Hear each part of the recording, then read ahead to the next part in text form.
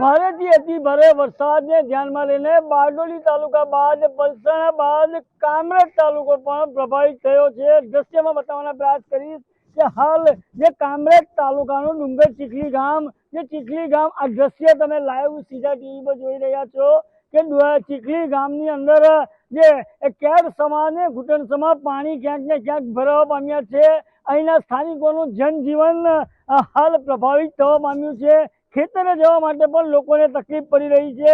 તો બીજી તરફ આ ગામમાં ઇમરજન્સી સેવાઓ માટે પણ ક્યાંક ને ક્યાંક એમ્બ્યુલન્સ પણ લાવવી હોય તો એના માટે પણ એક અઘરું છે।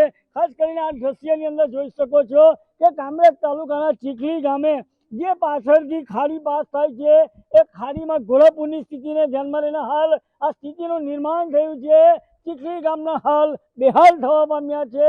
વહીવટી તંત્રને અનેકવાર સ્થાનિકો દ્વારા રજૂઆતો પણ કરવામાં આવી, પરંતુ રજૂઆતો માત્ર ને માત્ર કાગળ ઉપર રહી ગઈ હોય એવું ચોક્કસપણે આ દ્રશ્ય કંઈ કહી જાય છે। આપણી સાથે સ્થાનિક અહીંના લોકો જોડાયા છે, એની સાથે વાતો કરવાનો પ્રયાસ કરીશું।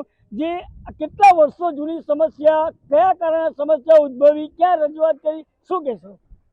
ઘણા વર્ષો જૂની સમસ્યા છે આ, અને અમે અનેકવાર રજૂઆત બી કરી ખાડી ખોદાવવા માટે, તો કોઈ જાતની ખાડી ખોદાવવામાં આવી નથી। और એની લીધે અમારા ગામની અંદર ફટેક ખાડીના પાણી ફરી વળતા એટલે આજે અમારે બહાર નીકળવું હોય તો બી અમારા માટે બહુ અઘરું છે। કોઈ આપણે કોઈને દવાખાને લઈ જવાય કે કોઈને લઈ જવાય તો બી અમારે કેવી રીતના લઈ જવાય તે અમારા માટે બહુ અઘરો વિષય છે। સ્થાનિક જણાવી રહ્યા છે પરિસ્થિતિ ઢેરની ઢેર છે અને મેડિકલ ટ્રીટમેન્ટ માટે પણ લઈ જવા માટે અઘરું પડી રહ્યા છે। દ્રશ્યમાં જોઈ શકો છો। ખાસ કરીને આ તરફના હું કેમેરામેનને દ્રશ્ય બતાવવાનો પ્રયાસ કરીશ કે આ ગામની અંદર ખાસ કરીને હળપતિવાસ જે વિસ્તાર છે તેની અંદર ઘણા લોકો ફસાયા હતા, પરંતુ જે લોકો 8 થી 10 લોકો જે હળપતિવાસની અંદર હતા એને સ્થાનિક સરપંચ અને સ્થાનિક આગેવાનો દ્વારા રેસ્ક્યુ કરાઈ જિલ્લા પંચાયત સંચાલિત પ્રાથમિક શાળામાં સલામત સ્થળે ખસેડવામાં આવ્યા છે।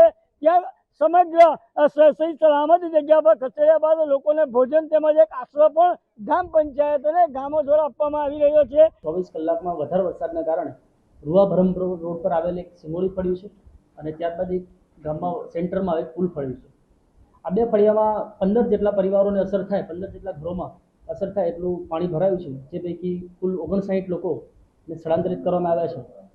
એ 59 પૈકી 8 લોકો આપણી પાસે જે આશ્રયસ્થાન બનાવેલ છે પ્રાથમિક શાળા ચીખલી ખાતે, તેમાં તેમને રાખવામાં આવ્યા છે, જ્યારે 51 જણા પોતાના સગા સંબંધી ત્યાં ગયા છે।